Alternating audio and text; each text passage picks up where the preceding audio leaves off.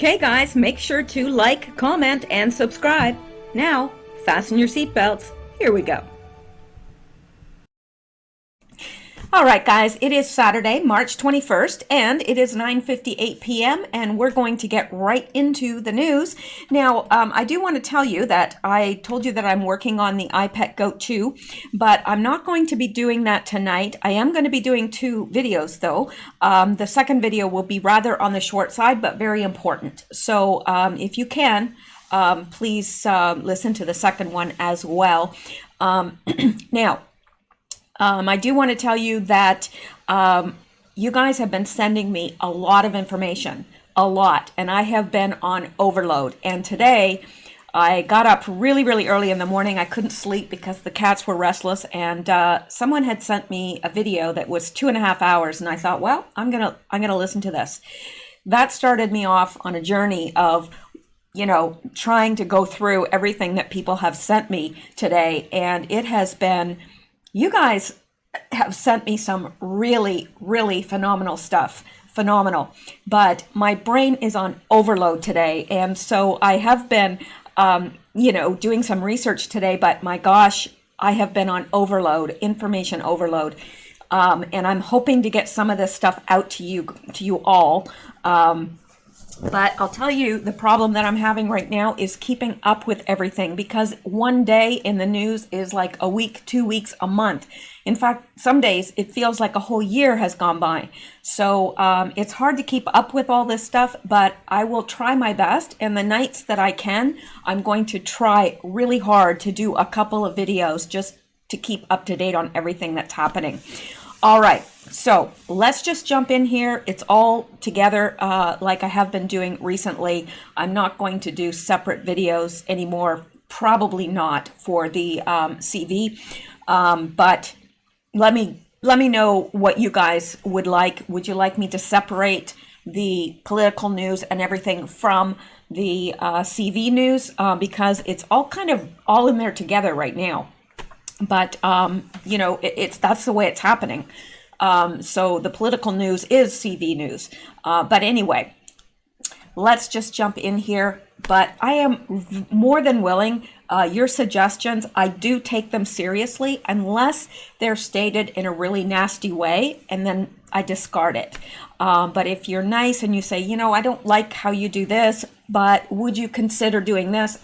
I don't mind that in the least. So if you have suggestions on how I could improve this or how you think that it could be improved, let me know. I'm more than open to it. And I have a thick skin. So unless you're saying, you're ugly and you smell bad, I'll probably take it to heart. So there you go.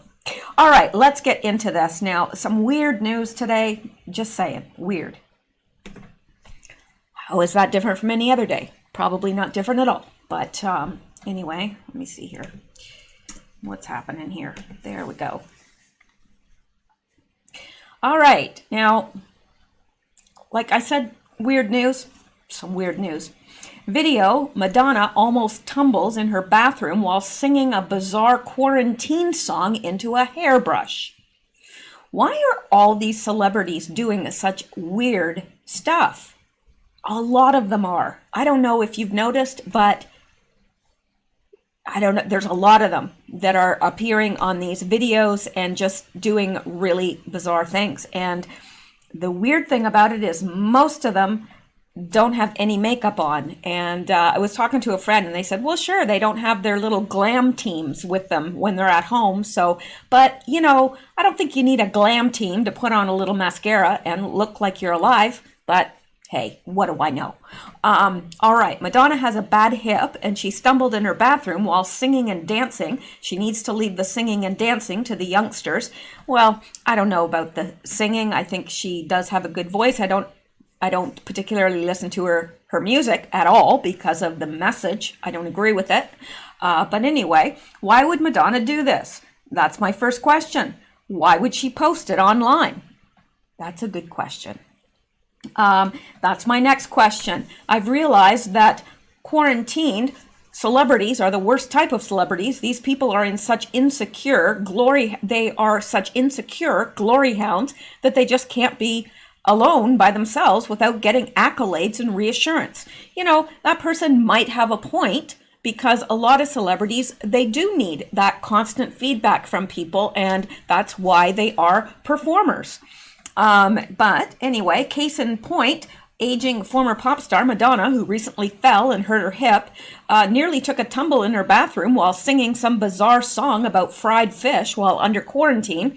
Madonna looks frail and bloated as she tried to spin around and nearly toppled over. She caught herself, but if that spin had been any stronger, Madonna would have been on the floor. Maybe she should spend her downtime on the couch. You can watch the video below. Well, are you guys wanting to watch the video? I bet you are. All right, so this is Madonna, and she's saying, living in special times, thank God for imagination and fried fish. Fried fish. Fried fish might be F, what does that make you think of? I don't know. I don't know what she's trying to say, but let's look. Come on, go. Let's go eat some fried fish, fried fish. Come on, road and go. Let's go eat some fried fish, fried fish. 'Cause there's no more pasta, oh no. So we're gonna eat some fried fish, yeah. Now, what do you think this, what she's saying here? Now, we know that pasta is code, and I can't remember, I think, isn't pasta like little girls? I'm thinking. So what is she saying? We're out of pasta, so we need to eat fried fish. Is that false? FLAG? I don't know. But let's watch this again, because it's just bizarre. Come on. Hang on here, let me get... Okay, let's watch this one more time and pay attention to everything. I'm saying that to myself as well. Come on, go. Let's go eat some fried fish, fried fish. Come on, road and go. Let's go eat some fried fish, fried fish. 'Cause there's no more pasta, oh no. So we're gonna eat some fried fish, yeah. I mean, that's just bizarre. So I really want to know what you guys think about this. So please put it in the comments below, because I take, you guys often have some really great things to say, and I do look through the comments. I often don't get through all of them, but I do try. So yeah, let me know what you think of that, because it's just bizarre. And she's off tune, which is a little odd, because I mean, she's not even singing well. And what is this supposed to be? Not sure. But anyway, let's go on from there. Just thought that was too bizarre to pass up, and I needed to show you guys. So let's go back and go to the next, which is much more serious. Now, my friend Heather H. in Houston sent this to me just as I was about to record, so I added it to the list for tonight. And let's look at this. Political health, the motives of a very, very political Dr. Fauci.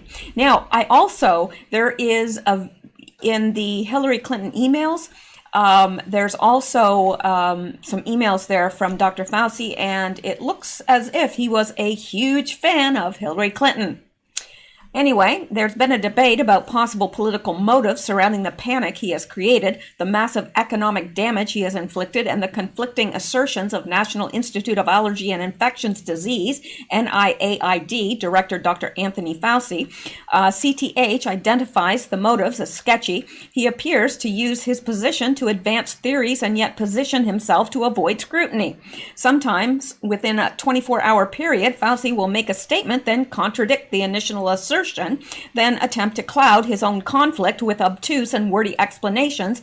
After watching for several weeks, we called it out. Here, perhaps one way to help see through the professional obfuscation and identify just exactly how political Dr. Fauci is would be to compare and contrast Dr. Fauci under President Obama in September 2009 after 3,000 to 4,000 H1N1 deaths in the USA versus Dr. Fauci under President Trump in March 2020 after 200 to 300 COVID-19 deaths.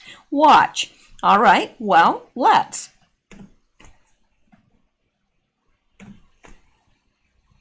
Well, we can't really watch this whole thing because it's 10 minutes long, and I just realized that. So that's a little bit long. So let's just read what is here below. But if you want to find this, it's on the conservativetreehouse.com, conservativetreehouse.com. Good website. Now, to better absorb the information, according to the CDC final estimates of 2009 U.S. H1N1 cases published in 2011 from April 12, 2009 to April 10, 2010, approximately 60.8 million U.S. cases, 274,304 U.S. hospitalizations, and 12,469 U.S. deaths occur due to H1N1. That's the empirical data. After one, watching that 2009 video, two, considering the new 2009 H1N1 response to the current 2020 COVID-19 response, and three, reviewing the empirical data, which we must admit to ourselves there is a very big difference. So now with the baseline established, we look for why such a big difference. And to do that, we evaluate the politics. So this is from Dr. Anthony Fauci, sent to Cheryl Mills. We know who that is, right? That is, was that not the person that was responsible for trafficking children in Haiti? I can't remember, but I think that's who that was. I'm not sure. But it says, remarks of Secretary of State Hillary Rodham Clinton at A World in Transition, Charting a New Path in Global Health. And Cheryl Lois, wow, very rarely does a speech bring me to tears, but this one did. This one did it. Talk about telling it like it is. There was a bases loaded home run. Please tell the secretary that I love her more than ever. You guys too, of course. Best regards, Tony.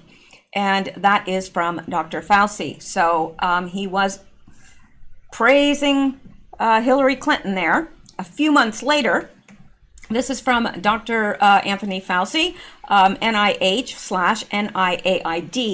And who is this going to? It's going to Cheryl Mills.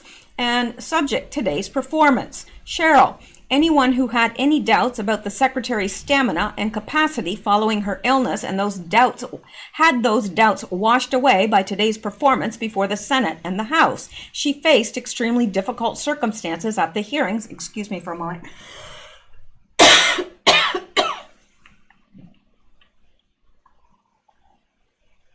Sorry. She faced extremely difficult circumstances at the hearings, and she still hit it right out of the park. Please tell her that we all love her and are very proud to know her. Warm regards, Tony. Now pause for a moment, reread that again. Don't skip past it. Think about what type of mindset would send such a letter and communication. He's right. Apply common sense. Trust your instincts. Would a person of reasonable disposition send such a letter or email to anyone in their professional network? Would you ever consider writing a letter to your employer or your family or your employer declaring your undying love and devotion toward them? Rarely does a speech bring me to tears. Please tell her I love her more than ever. Please tell her that we all love her. Seriously, think about it. If you have ever engaged in a large system, large business, or large network of professionals, how would you react to a person inside that organization who was sending such non-professional communication? What exactly does that say about the emotional stability of such a person? And this person right now with this inherent sensibility has the most consequential and direct influence over the decision making for the world's most powerful nation. Stunning. Now, reconsider. The concept of flattering the virus curve, the concept of flattening the virus curve, the presumptive reason for social distancing and shutting down the U.S. economy is based on a theory to extend the spread of COVID-19 to a lesser incident rate over a longer duration, thereby lessening the burden on the U.S. healthcare system, hence flatten the spike in infections. Put another way, flattening means the same number of people eventually contract the virus, only they do so over a longer period of time, and the healthcare system can treat everyone because the numbers do not rise to a level where the system is overloaded. In theory, that seems to make sense. However, no one is asking, what is the current stress level on the healthcare system right now? Where are we in that capacity? And what is normal capacity level during a high-level flu outbreak? And where are we when compared against that baseline?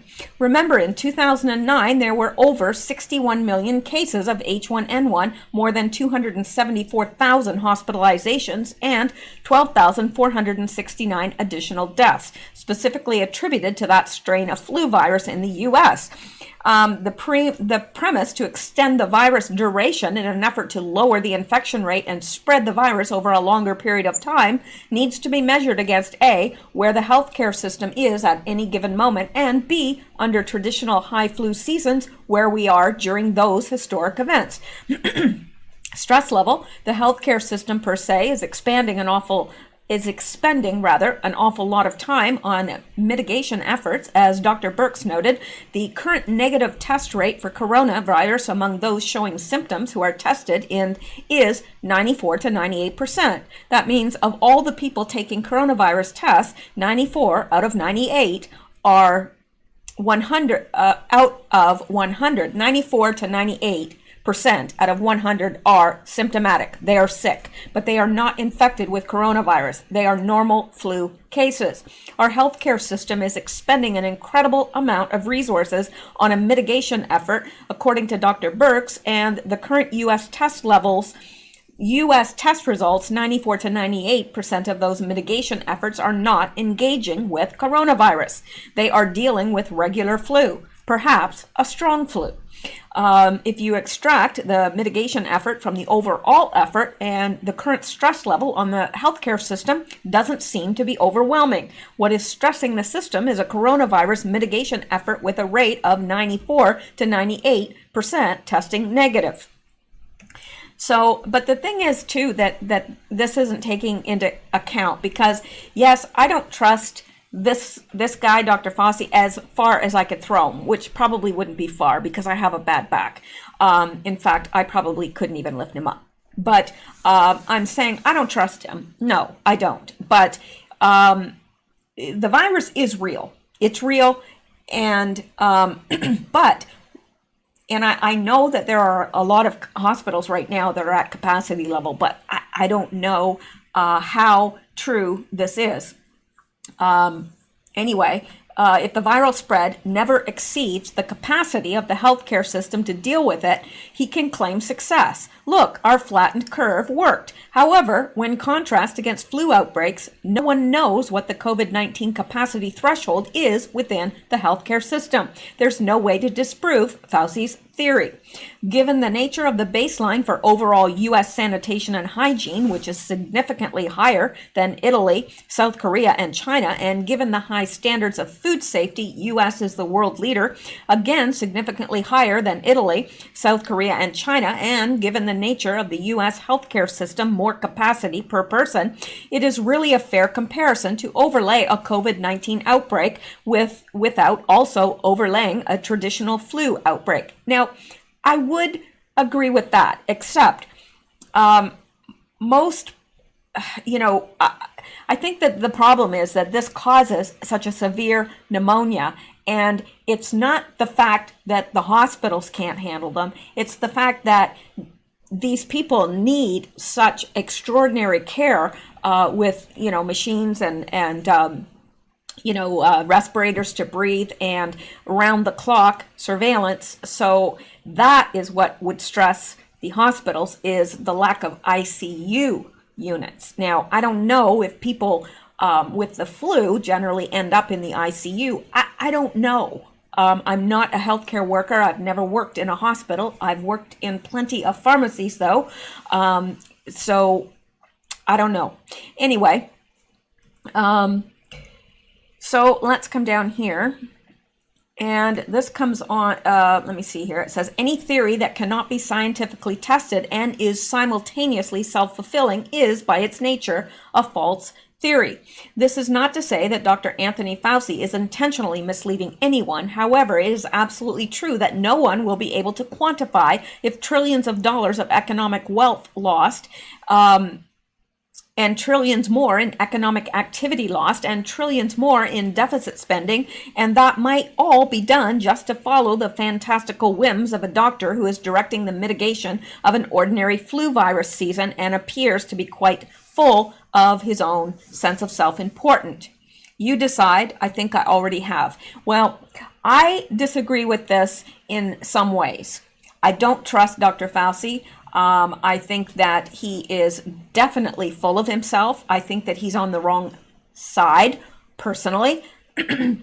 So it wouldn't surprise me if he was misleading us. But there is definitely a virus, because I've talked to too many healthcare providers to doubt it at this point, including a very close friend that had to perform a medical procedure on a COVID-19 patient and was chastised for doing so because the cardiologist in charge says this person's going to die. He's going to die anyway. So you submitted yourself to this virus for no good reason, because he can't be saved.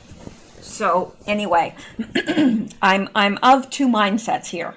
I understand what this is saying, and in part I agree, but I also am hearing from real people in the real community, and I'm hearing different things. So anyway, keep that in mind. We want to look at both sides and be fair in all this. So let's come back here. And now here's something unrelated to CV, but very, very important, I think. All right, report. Disturbing graphic photos emerge from Andrew Gillum's Miami meth hotel room. Several disturbing photos have emerged from Andrew Gillum's meth night at a Miami hotel. Now, this is from the 20th, so this is yesterday, but it is still fresh news. So let's take a look. This is one photo here. Don't know if I can make this any bigger. I don't think I can. All right. Several disturbing photos have emerged from Andrew Gillum's meth night at a Miami hotel. I will warn you, these pics are graphic and gross. They show soiled sheets with bodily fluids, drugs, just a filthy and degenerate mess. Now, I haven't looked at these photos yet. I just put this in here because I just found it. So hopefully, I'm just warning you. I don't know what these photos contain. The photos were obtained by a Freedom of Information Act request. All right.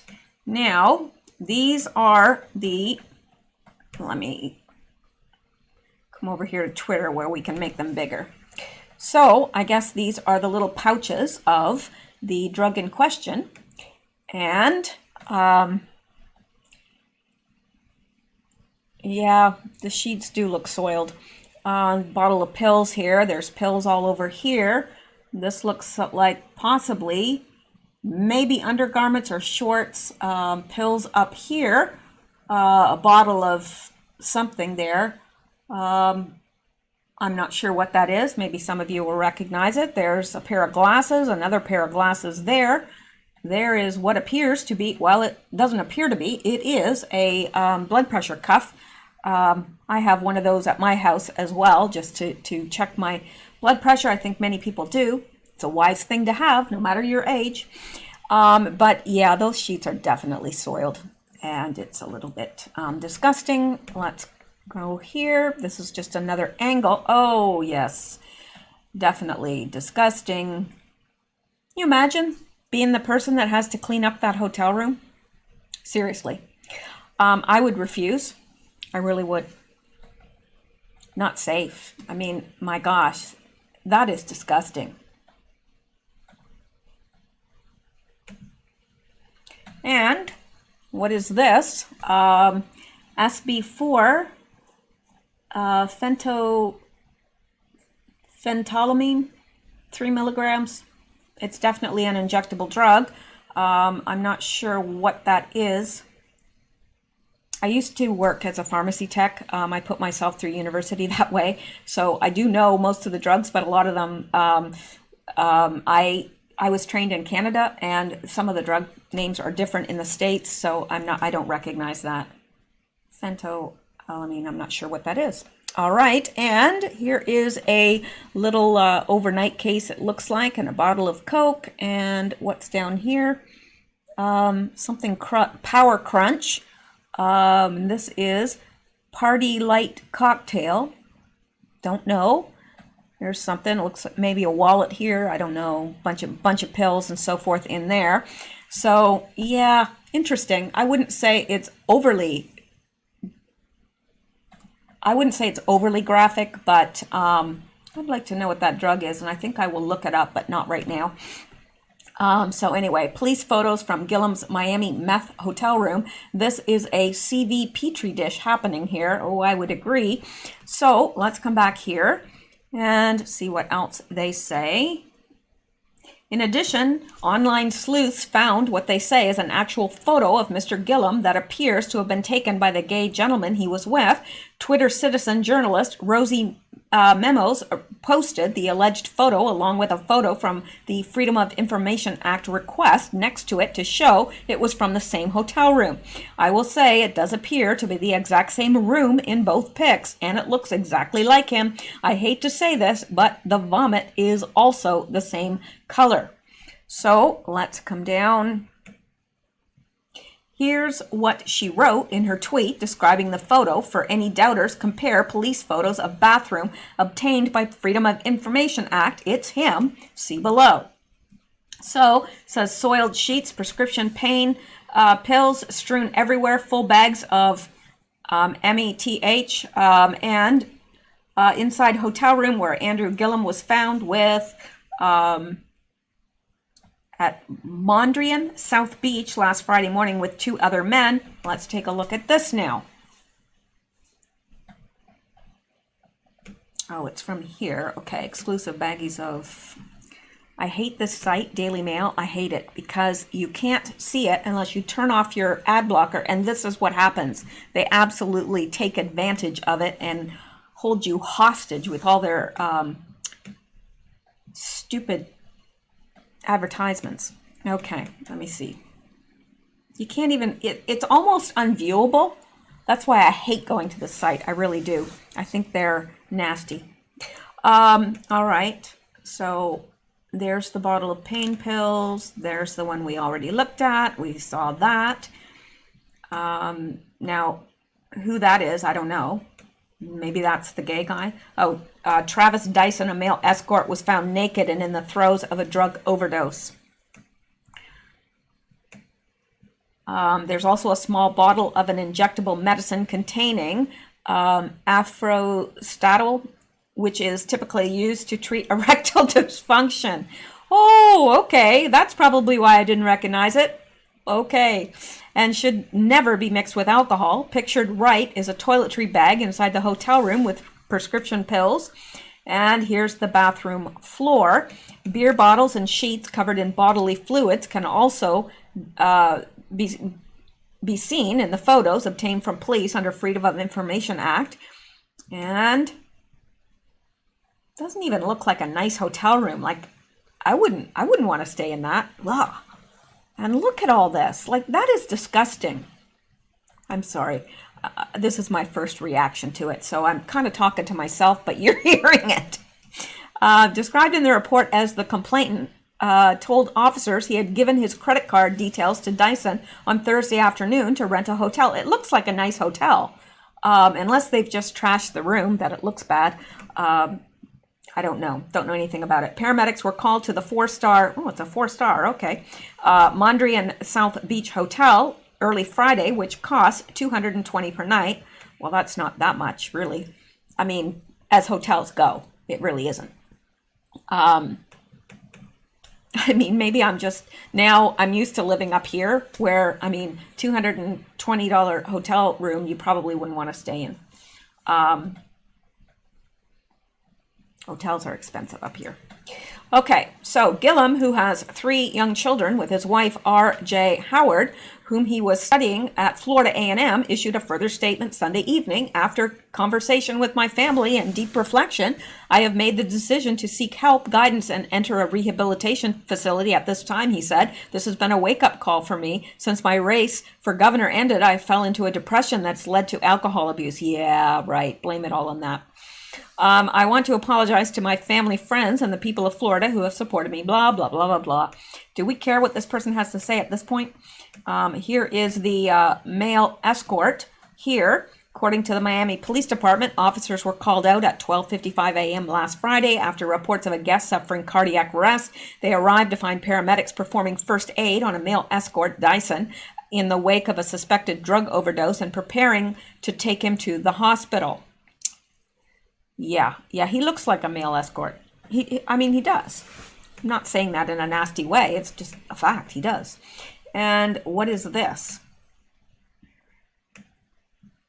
The report says officers performed welfare checks on Gillum, and he was described as being in stable condition, and his vitals are normal. I guess this is the hotel shower.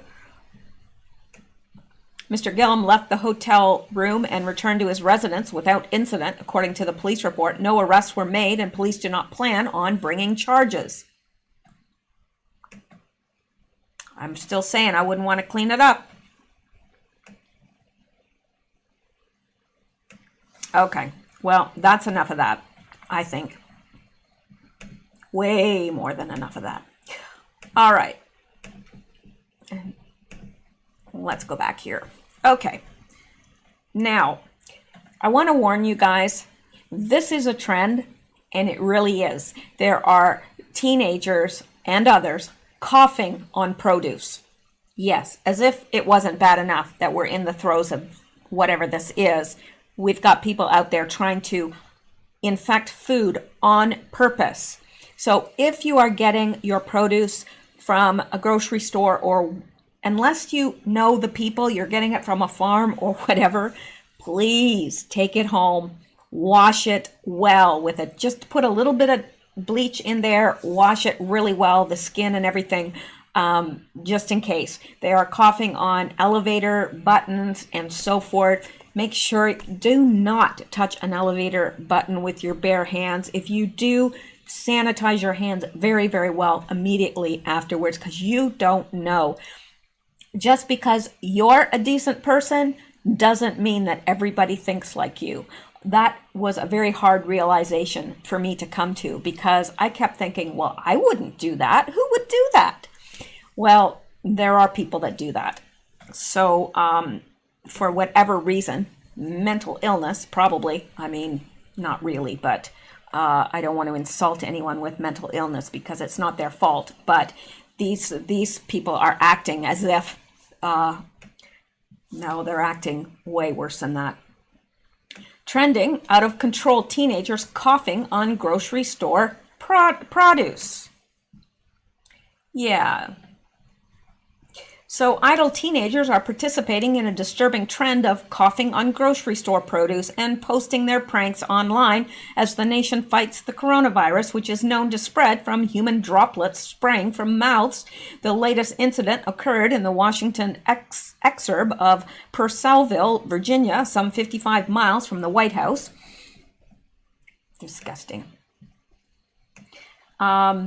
According to a Purcell Police Department report, an incident occurred at a local grocery store involving juveniles reportedly coughing on produce while filming themselves and posting it on social media.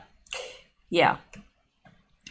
Police investigating juvenile incident yesterday, March 18th, 2020. An incident occurred at a local grocery store involving juveniles reportedly coughing on produce while filming themselves and posting it on social media. Police responded and are currently investigating the incident. The grocery store immediately removed the items in question and has taken appropriate appropriate measures to ensure the health of store patrons. We are asking for parental assistance in monitoring your, I would assume, teenagers. Parents cannot monitor their teenagers 24/7. It's just not possible. Anyway, the report said that the store identified on social media as Harris Teeter immediately removed the items and cleaned up the area. The police said the grocery store immediately removed the items in question and has taken appropriate measures to ensure the health of store patrons. On a community Facebook page, one woman who said she witnessed the event wrote, "Punk teenagers are hitting the grocery stores, coughing all over the produce and the grocery items, filming it, then posting it to YouTube. It scared the hell out of one elderly woman who was just trying to grocery shop. Why the hell aren't these people keeping their teens home? This is not summer vacay." The police investigating the case said that there is a national trend by teenagers to cough on food and film it. We are asking for parental assistance. I think that anybody that does that and they're found should be charged. I really seriously do. That would stop them very, very quickly. It really would. There needs to be consequences for this. We are asking for parental assistance in monitoring your teenagers' activities as well as their social media posts to avoid the increase of further such incidents. We have learned that this appears to be a disturbing trend on social media across the country, and we ask for help from parents to discourage this behavior immediately, said the police. In the past 2 weeks, schools around the nation have been closed as authorities deal with the virus. And kids are bored. They're bored. They don't want to sit home all day. They're used to being out with their friends. They're used to being at school. They're used to being busy all day. So I do understand that they're bored, but can't they start something positive? I know kids love to film stuff and put it on social media, but there's got to be something better than coughing on food. Come on. Just, it makes me sick because then I think, well, does any of the produce I have now, has it been coughed on? And then I'm washing it and I don't know. Because you don't know. All it takes is one person that has it and doesn't know, and he's coughing all over the food. It could infect a whole city. Unbelievable. And yet so believable. All right, let's come back here. I need to pick this up or I'm never going to get through all this. Let's look at this now. From the Gateway Pundit, Hillary Clinton did a shot ski with Andy Cohen 2 weeks ago. He now has coronavirus. Things that make you go, And there she is. Probably isn't even really her. I don't believe that she looks that healthy in real life. Not at all. Andy Cohen, the host and producer of Bravo's Watch What Happens Live, has announced that he has tested positive for coronavirus, and 2 weeks ago he was doing a shot ski with Hillary Clinton.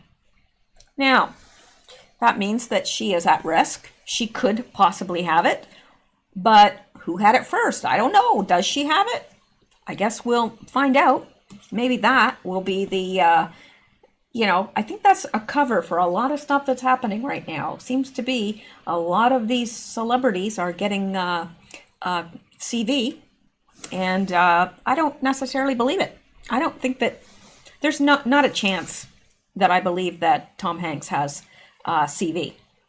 And in fact, I can't remember who said this, but they said there was a witness that saw police descending and taking them away in, I believe, handcuffs. And so would you do that to someone that has the virus? And apparently this person asked somebody and they said, oh, well, they have the virus. But the policemen weren't wearing protective equipment, so I don't think so. We're being lied to. Big time lied to. And I think there's a reason why we're being lied to. And it's probably a very good reason. But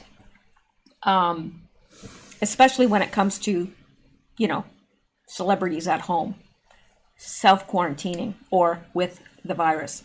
Don't believe it. Some may, but I don't believe it. I don't believe that they all do. Certainly not Tom Hanks. All right. Alrighty. Let's come back now. let's get into this. I can't remember what this is, but must be good, right? Sure. Oh, yes, yes, yes. This person is, she's a writer and a blogger. She is obviously Chinese, Jennifer Zhang.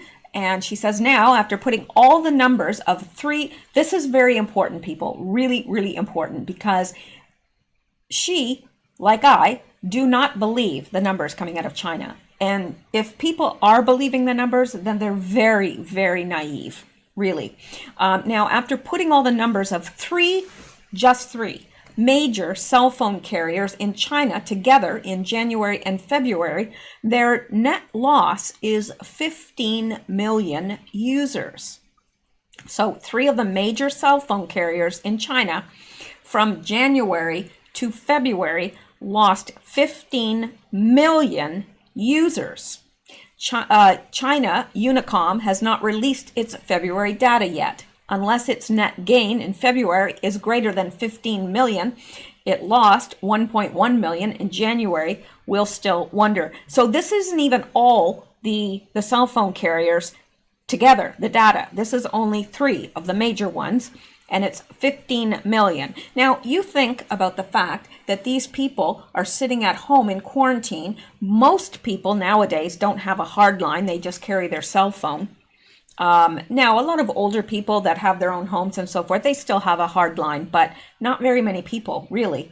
And so for them to just all of a sudden lose 15 million customers, where did they go? Where did they go? I'd like to know. Wouldn't you? Very, very interesting indeed. Now, I can't remember if there was something, and she asked, where are those users today? Well, I bet they're in the ground. That's where I bet they are. And someone says, I don't get it. People are canceling their cell phone service because of coronavirus. Okay, this person isn't getting what she's saying. Like, no, that's not what she's saying at all. She's saying these people, 15 million people, don't just up and cancel their cell phone service. Come on, people. Yeah. So conspiracy theories go rampant. Chinese people have the flexibility of not paying mobile fees when they don't use their mobile data. When they were locked at home in January and February and could use Wi-Fi and WeChat, there's no need to subscribe to mobile. Well, that doesn't make sense, because if I turned my cell phone off, like, it wouldn't be like I just canceled all my service, I don't think. And that doesn't make sense to me at all, because if you were at home alone, or even with your family, you would want to have as much communication as possible with people, and you would want your cell phone. I don't know. Doesn't make any sense to me. Tell me what you guys think about this, because I'm dying to know. Well, not really dying. I don't want to die. I'm choosing to die. All right, let's look at this. No, really, let's. The world needs masks. China makes them, but has been hoarding them. Now, I believe that. I truly do. As China grappled with the CV, it kept the masks it made. Now that other nations need them, pressure is rising on Beijing to resume exports. They're not releasing them. So Shanghai, as hospitals and governments hunt desperately for respirators and surgical masks to protect doctors and nurses from the CV pandemic, they face a difficult reality. The world depends on China to make them, and the country is only beginning to share. China made half the world's masks before the CV emerged there, and it has been expanding production nearly 12-fold since then, but it has claimed mask factory output for itself. Purchases and donations also brought China a big chunk of the world's supply from elsewhere. Now worries about mask supplies are rising as the virus global spread escalates. Governments around the world are restricting exports of protective gear, which experts say could worsen the pandemic. Now, I want to tell you guys, I have found several videos online on YouTube that explain how to make your own mask. So, instead of going out among people with no protection, go to YouTube, download a video or just watch a video about how to make your own mask, because it's probably going to be more effective than what you can buy at this point anyway. And do we really want to be trusting what's coming out of China at this time? I don't know. I think this is part of globalization, which really sucks because they outsourced so much stuff to China. Even like they ship our chickens that, they're slaughtered here, they're sent to China, they're processed and sent back. Why? And really, I think now more than ever, and I think that Donald Trump is a very wise man, because he has said all along, America first. We need to be producing what we need in this country here because of such a time as this. So, yeah, but don't get stuck. There are lots of videos online where you can make your own mask. So don't reuse your masks over and over again, because then they become worthless. So anyway, just wanted to let you guys know. Anyway, it says that that has put growing pressure on China to meet the world's needs, even as it continues to grapple with the CV itself, although government data suggests China has brought infection rates under control. Sure they have. Epidemiologists warn that its outbreak could flare again as officials loosen travel limits and more people return to work. Peter Navarro, an advisor to President Trump on manufacturing and trade, contended on Fox Business last month that China had essentially taken over factories that made masks on behalf of American companies. Beijing, he said, had opted to nationalize effectively 3M, which is our country. It's American. I had heard that other places as well, so I know that that is true. Nobody knows what's true these days. We can only surmise, but it sounds like it's true. Doesn't mean it is. Okay, let's go back here and take a look at the following. Now, this Steve Lundgren said, what are the odds? Look at this. Hydroxychloroquine sulfate tablets, which is what they're saying is best to fight this, 200 milligrams, and look down here. Where is it manufactured? Where do you say? Watson Laboratories, Inc., Corona, California, 92880. Is that a coincidence or not? Strange. If it's a coincidence, it's a weird one, if you ask me. Now, somebody put this up, and they put the number values of the letters of COR is 3, 15, 18, 15, 14. They write their ones very strange here, but it is a 1. 3, 15, 18, 15, 14, like C is the third letter, O is the 15th letter, and so on. And this is 6 letters, and what does this total? 66. 666. Now, I don't know. You got to take that with a grain of salt, but added to everything, it's another oddity. So let's come down here. And now we're into some really interesting things. Well, I think they're interesting. I hope you will too. Radio stations across Europe played synchronized "You'll Never Walk Alone." Now, what about, let's see what that is. Well, Elvis sang that song, "You'll Never Walk Alone." It was released March 22nd, or 322.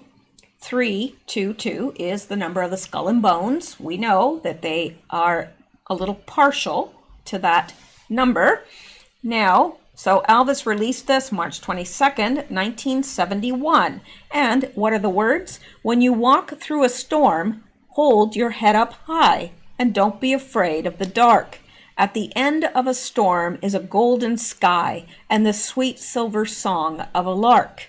Walk on through the wind, walk on through the rain, though your dreams be tossed and blown.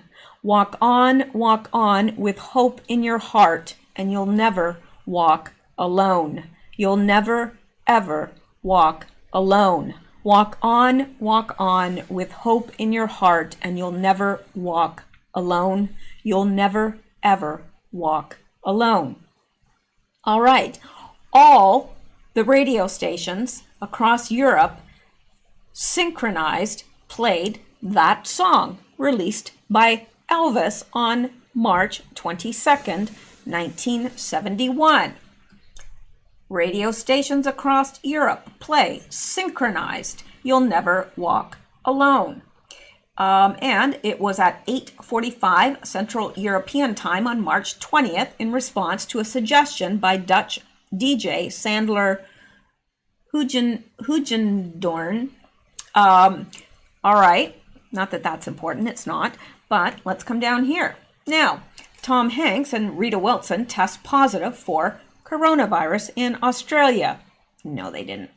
American actor who has starred in Baz Luhrmann's Elvis film and his wife. So what was Tom Hanks doing in Australia? He was filming a movie about Elvis.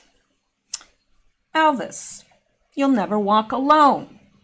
March 22nd. Synchronized. They played this across Europe. And up here it says Europe. I'm not sure how they're connecting that to the crown, to tell you the truth, but it is interesting. So I don't know if there's anything to that, but it's an awful big coincidence that all the stations played that song, which was released March 22nd, 322.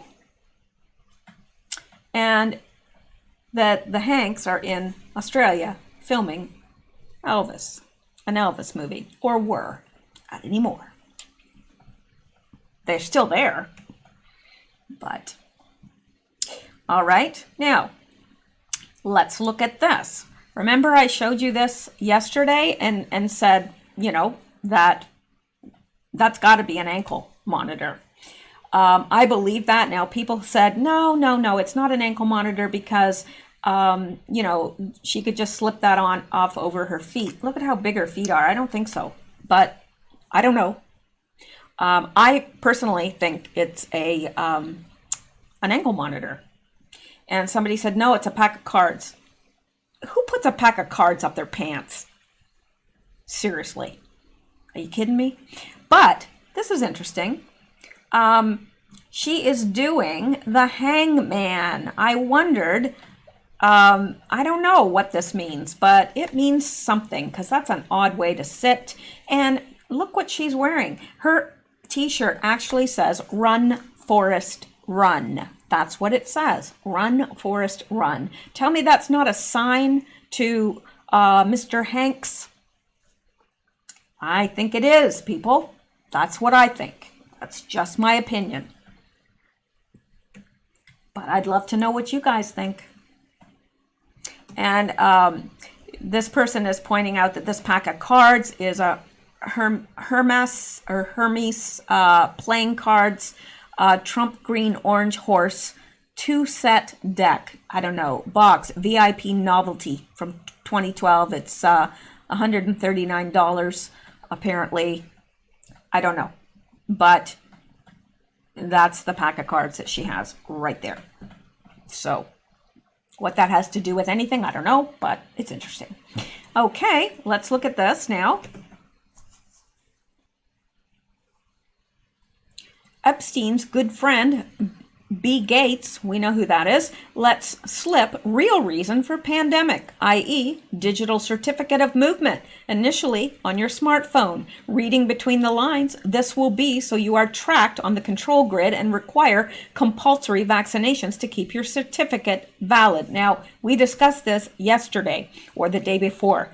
It's been within the last 2 days, I know. And it says pandemic hysteria is initially to restrict our movement, removing our freedom. To regain movement, you'll require a digital certificate of movement on a smartphone, eventually on a microchip under the skin. And the microchip will be for buying and selling. See, that's exactly what I said. So that I believe that that's what it's going to be about. You can't buy or sell because they won't know if you have the virus or not, or if you've been vaccinated. It'll be switched off if you protest the powers that be. In a cashless society, you won't be able to function. End goal, total enslavement. The cabal wants to own us like cattle on control grids that they can switch on and off as they wish. Excuse me.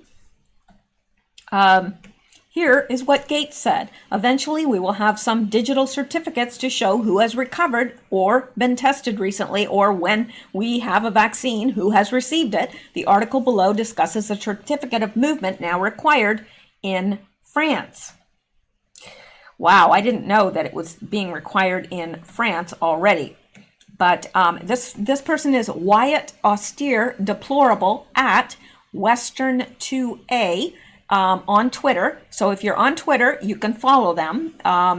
They have been posting for a long time. I've been following them for a long time. Due to the coronavirus pandemic, France is placed in almost total containment, and the population now needs a certificate to move, but not necessarily need a printer. The smartphone is enough.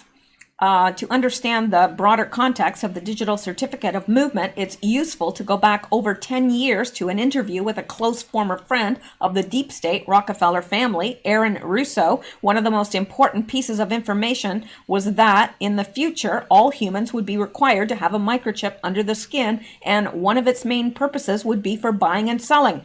Any individual resisting the agenda of the deep state would have their microchip switched off, making it almost impossible to function in society, thereby giving the inbred elite immense control over the population. Note, the Rockefeller family have also been obsessed with pandemics for years. And, well, we know that's true. Of course, to keep your certificate of movement valid, you'll need to keep up with your toxic social engineering vaccines, which will modify your fertility, IQ, lifespan, health, etc. in adverse ways, all under the guise of protecting you against various pathogens. Both the Rockefellers and Gates are known cabal puppets and are both heavily involved with V's and are both demented individuals, absolutely. As you'll see, it is vital to expose the plans of these parasites. Do not ever comply. It is a significant percentage, if rather, a significant percentage refuse to cooperate with the agenda, then their agenda will fail. Reason for pandemic equals pretext for introduction of certificate of movement. Now, I happen to believe that. I do believe the virus is real, but I believe that there's something more behind this. Now, whether Trump will be able to stop all this, I don't know. But if he starts advocating for this, then that's it for me. That's it for me. Because I don't see this as being anything good. And no one is going to force me to take a V I don't want. All right, now, as we have to join the social engineering program, get tracked, eventually buy, sell with a microchip, fully enslaved by the deep state, it is essential for yourself and future generations that you completely expose this the best way you can and always refuse. Now, again, this is straight up biblical. So if you are not a follower of Jesus, then I would suggest that you seek the truth regarding who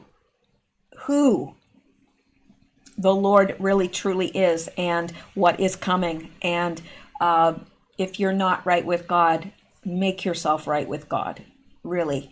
Now, I know not all of you believe that, and I completely respect your we all make our own decisions. And if you have decided, I'm not doing that, I don't believe in it, that's your decision. But I will respect your decision if you respect mine. And this is definitely how I feel. I've studied the Word of God for many, many, many years. Deeply, deeply studied it. And I know that we are in the end times. Now, how far along in that paradigm we are, I don't know. But a lot of things are lining up, and it's frightening. And it does not frighten me because I know that they can only take my life, here, but they can't kill my spirit. They could kill my body, but not my spirit, and I am not afraid. So anyway, that's all I wanted to say about that. But let's go back now and pick up with the rest of this. And I'm going to try and speed it up because it's already 11. That's not where I wanted to go here. And I also wanted to let you know that country music legend Kenny Rogers dies at 81. I was very, very sorry to hear that. He's put out a lot of good movies, a lot of good, wonderful music, and he truly is a legend. So it says Rogers died at his home from natural causes under hospice care, surrounded by his family, and that's the best way to go. Surrounded by people that love him, and he died of natural causes, which is wonderful. I'm so glad that it wasn't this virus or something awful like that. So there you go. And this is interesting, very interesting, I think. Study finds unexpected CV symptoms that could be the first sign of infection, digestive issues. Now, I don't want to scare everybody to go out and say, oh, I must have it, I'm having digestive issues. No, I mean, if you've been exposed and, finding you're having digestive issues like diarrhea, could be the first sign of infection, according to a new study. Says digestive issues like diarrhea could be the first sign of CV infection, according to a new study. Although most patients with COVID-19 have respiratory symptoms, the Wuhan Medical Treatment Expert Group for COVID-19 found that many patients also had digestive problems in the early stages of the outbreak in Wuhan, China. Specifically, 99 of the 204 research patients with COVID-19, 48.5%, had digestive symptoms as their chief complaint, according to the study published in the American Journal of Gastroenterology on Wednesday. These digestive issues include diarrhea, vomiting, and abdominal pain. Clinicians should recognize that digestive symptoms such as diarrhea may be presenting features of COVID-19 and that the index of suspicion may need to be raised earlier in at-risk patients presenting with digestive problems rather than waiting for respiratory symptoms to emerge, the researchers said. Of the 99 cases with digestive symptoms, 7 patients reported not having any respiratory problems, which has been one of the most common signs of CV. The study also found that there was a larger gap in time between illness onset and hospital admission for patients with digestive symptoms than patients without, 9 days versus 7.3 days. This suggests that patients with digestive issues waited longer before going to the hospital because they didn't suspect they had coronavirus. The study also found that patients without digestive symptoms were more likely to be cured than those who reported digestive symptoms, 60% compared to 30.4%. In this study, COVID-19 patients with digestive symptoms have a worse clinical outcome and higher risk of mortality compared to those without digestive symptoms, emphasizing the importance of including symptoms like diarrhea to suspect COVID-19 early in the disease course before respiratory problems or symptoms develop. American Journal of Gastroenterology co-editor-in-chief Brennan M.R. Spiegel said in a, oh my gosh, what the heck is that? I don't even want to know. Said in a news release, this may lead to an earlier diagnosis of COVID-19, which can lead to earlier treatment and more expeditious quarantine to minimize transmission from people who otherwise remain undiagnosed. So I'm not going to read all the rest of that, but that's something to pay attention to. Because if you all of a sudden are having, really bad digestive issues and diarrhea and so forth, then you could possibly be infected. So I think that's important to pay attention to as well. And what is this? Who knows? Let's all be surprised together. Oh yes, there are so many of these videos out there. One was, going into Chicago. There was line after line after line after line of these on a train, and they look exactly like that. And this is New York. It says one one more, Army Humvees on the street of New York, all over the place. And I think somebody saw them going into Los Angeles as well. So I don't know, but wherever you are, if you're seeing these, could you let us know in the comments below? Tell us where you are and where you saw them. So that is the quickest way to find out, because there's a lot of us, there's a lot of you guys listening, and that way we can find out very quickly if this is true or not. All right. Okay. Now let's come back here. The number of confirmed cases of CV worldwide has surpassed 300,000, an increase of 50,000 in one day. It's a lot. A lot. Okay, now, I think, okay, you know what I'm going to do? I'm going to stop this video here, get it uploaded, then I'm going to finish this. Oh my gosh, no, there's no way I can finish all that in another video. I've got, because I've got something else that I need to get out there.